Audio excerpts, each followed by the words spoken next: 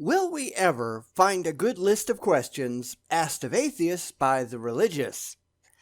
Yeah, don't hold your breath, because these things always show that the theist hasn't got a clue and actually doesn't want one. It's beyond sad. But hey, we're already committed, so, back to the grind.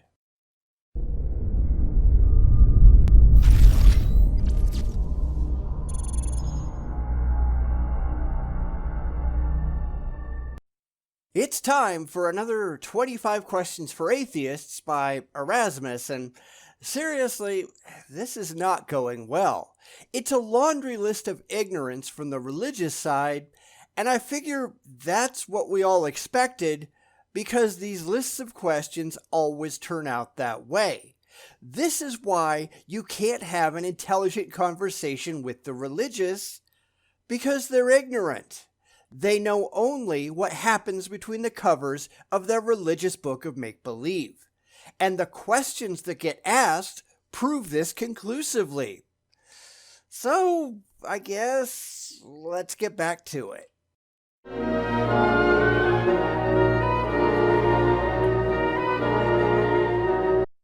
First off, it isn't just an opinion.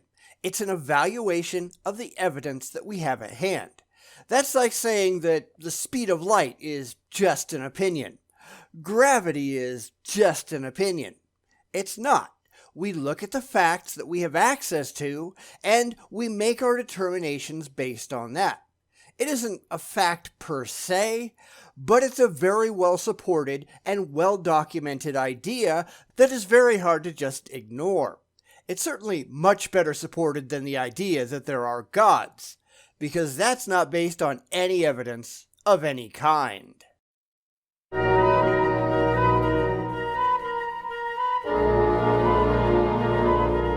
Yeah, let's see. Hitler was a Christian who said that he murdered the Jews because he thought God wanted him to. Jeffrey Dahmer became a Christian and a Scientologist for a short time, but that was after his crimes. But the real fact is, so what? Because absolutely none of them acted because they were atheists, any more than people like Hitler or Stalin acted because they had mustaches. We can find lots and lots of killers who were Christians too. Albert Fish, who claimed to kill over 100 people. He was devoutly religious and prone to religious delusions. Same with Ed Gein, same with Gary Ridgway, same with Janie Lou Gibbs and John Wayne Gacy. But you don't see us claiming that their Christianity drove them to murder people, do you? Not unless they said that it was their faith that did it. But hey, we're honest. And unfortunately, our theist here doesn't seem to be.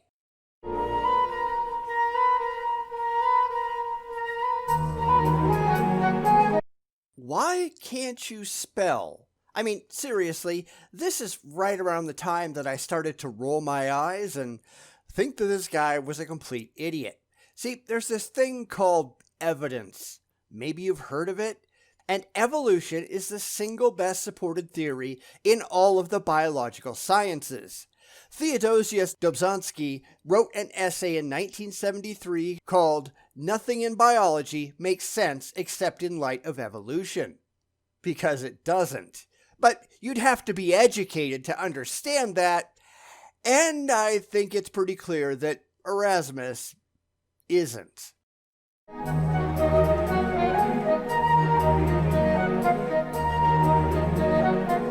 There are whole libraries full of it. Are you blind? Are you dumb? Wait, don't answer that. If we start getting questions about why do you believe in a globe Earth, yeah, I think we have our explanation. And right about now, I really wouldn't be that surprised to see that coming down the pike, would you?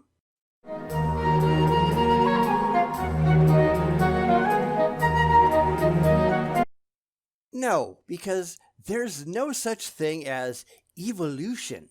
Only a complete moron would call it that. Just saying. But for evolution, absolutely. We see it in nature all the time. The peppered moth, the Asian shore crab in New England, the Indian wall lizard experiment from 1971, Darwin's finches, drug-resistant E. coli, and of course, we see it happening constantly with diseases all over the world. It's why we keep finding new strains that are immune to previous treatments. That's evolution in action. So yes, I've seen evolution happening directly. And so have you.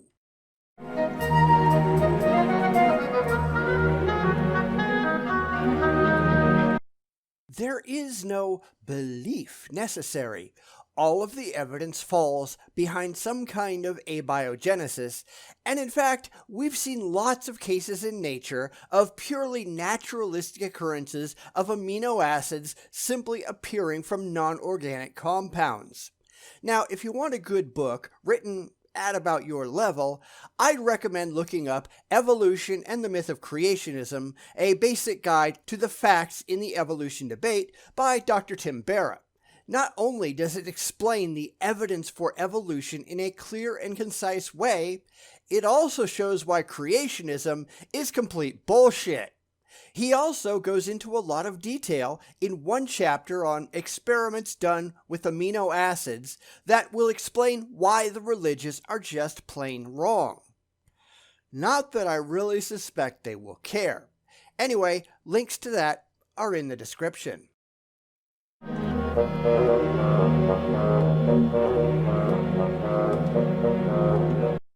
Already given. But here's a question for you, Erasmus. Where is your evidence for creation? Not your faith, not your silly book, actual evidence. Actually demonstrable, objectively verifiable evidence. Because you don't seem to have any of that, and that's not really a surprise, is it?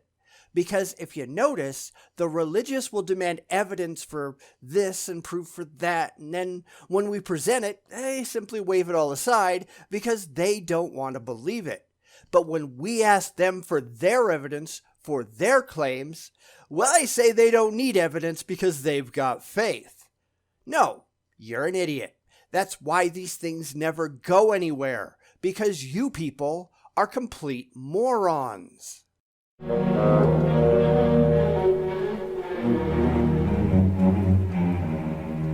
The earliest ones that we currently know of were microscopic organisms found in hydrothermal vents from about 3.7 billion years ago. We have microfossils found in the Australian apex chert rocks that have been dated to 3.465 billion years ago. We also have evidence of biogenic graphite and perhaps even stromatolites in metasedimentary rocks from southwestern Greenland. We've also found ancient meteorites dating back to 4.5 billion years, which contain both water and prebiotic complex organic substances, showing that it's pretty damn likely that the materials for life are just floating around out in the universe. It's probably not only here.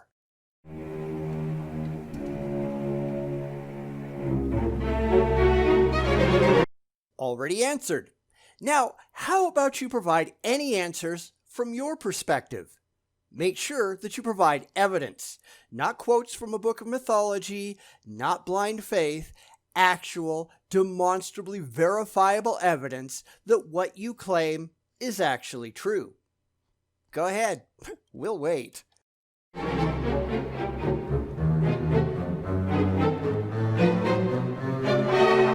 It depends on how you want to define life form. The earliest known microorganisms, absolutely, they could.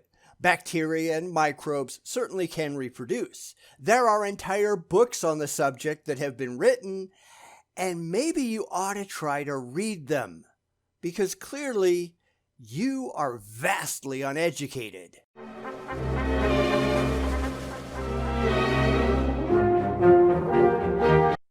Actually, we now have some pretty good evidence that both rudimentary RNA and DNA could have existed long before life evolved at all.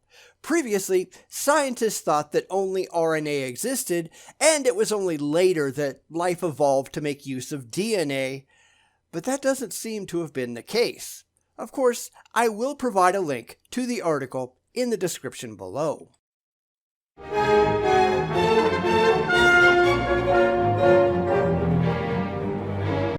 Probably some of both. I mean, today, the most basic forms of life do both, so why not?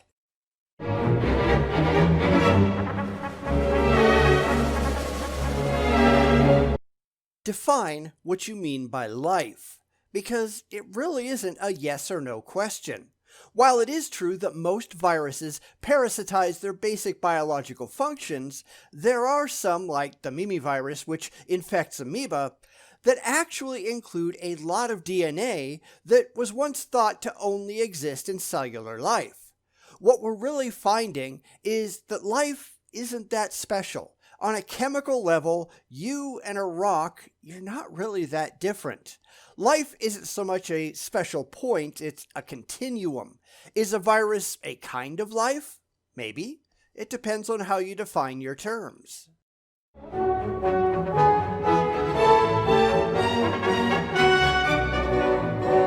I don't have to believe in it. It's been demonstrated to have objectively happened. What is it with this whole belief thing anyhow? The religious seem genuinely obsessed with belief. The fact is, every shred of evidence that we have supports the interpretation of the Big Bang. It doesn't support any religious interpretation whatsoever. And let's be honest here, that's exactly what Erasmus is desperately trying to get to.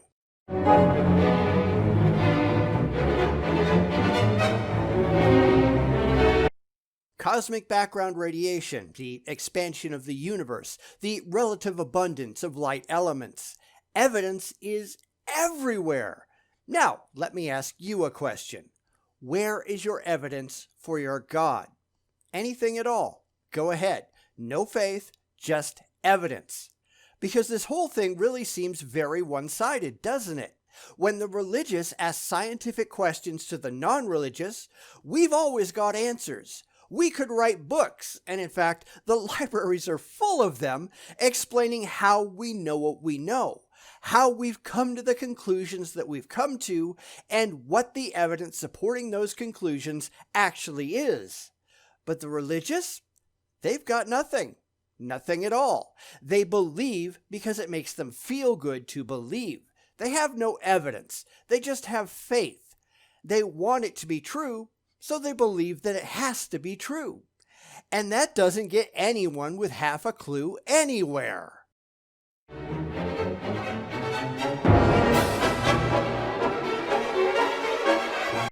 No. Did you observe creation? Checkmate, theists. Don't be dumb. But we do have evidence for the Big Bang. And where was your evidence for creation again? I seem to have missed it.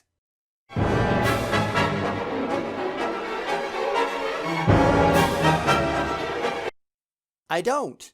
The Earth is 4.543 billion years old. If you don't even know that, then there's something severely wrong with you. That's based on evidence. You know, that thing that you don't have for the crap that you believe. You really ought to try to find some.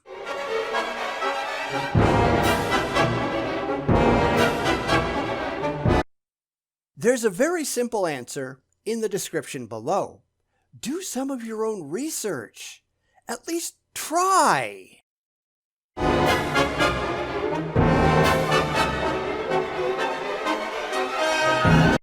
Older than you, apparently. Smarter than you by a long shot. More educated than you? Geez, I don't think there are even numbers for how far apart we are in that, are there?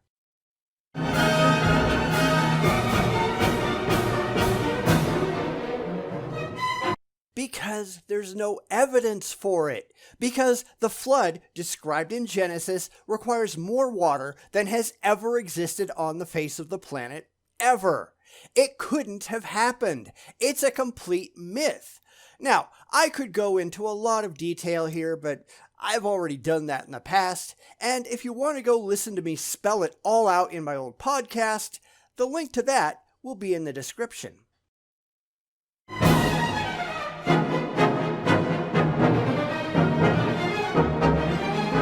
Answered already. Seriously, have you done any research of any kind at all?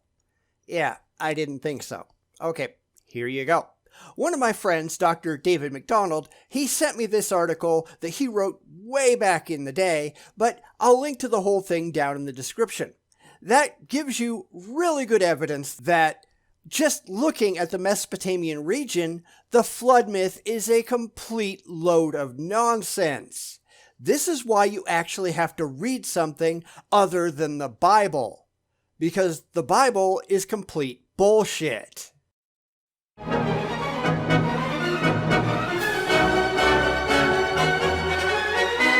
Because there's no evidence for it.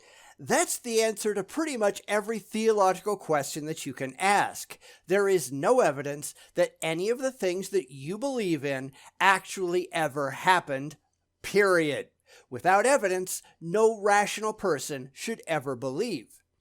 And that's your problem. You're not rational. It's why if atheists ever posted questions for Christians, we'd never get any answers, especially if we disallowed all faith-based answers. Because faith is not a good way of finding out anything demonstrably true about the world.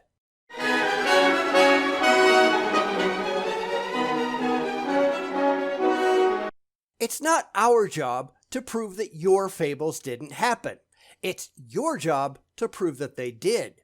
Where is your evidence that the Garden of Eden ever existed? Oh, right, you have none of that. That's why I'm the one posting all of the links to all of the evidence, and you're the one asking dumb questions. Because that's all you can do. Do you understand just how pathetic that is? Do you care? Signs point to no.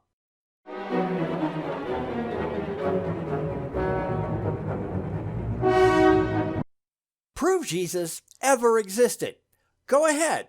Not some possible real human that might have preached around Palestine 2,000 years ago. I mean the actual miracle-doing Son of God that rose from the dead that is talked about in your silly book of mythology. Prove any of that ever actually happened. Because unless you can, and you're not even trying, it's all a bunch of silly stories in an absurd book of mythology. You don't like to hear that, but I don't care. And that's the way that it is until you can prove otherwise. Get to work.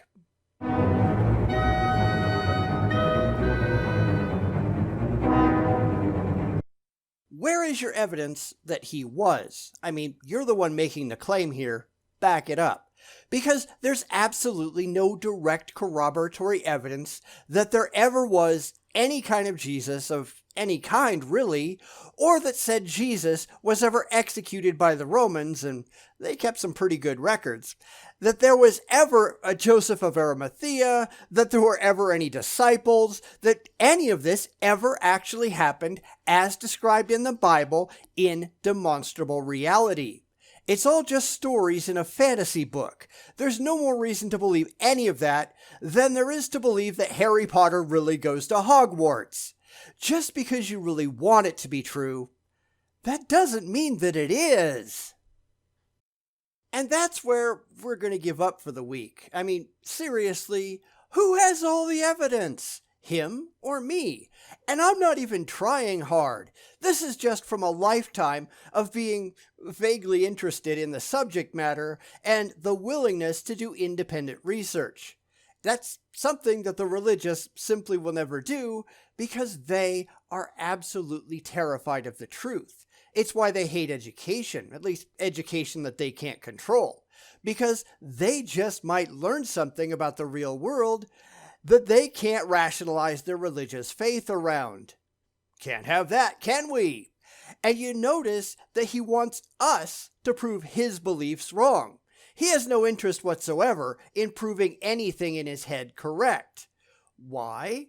Because he can't. He believes in things for emotional reasons, and that ought to be enough. It should be enough for absolutely everyone.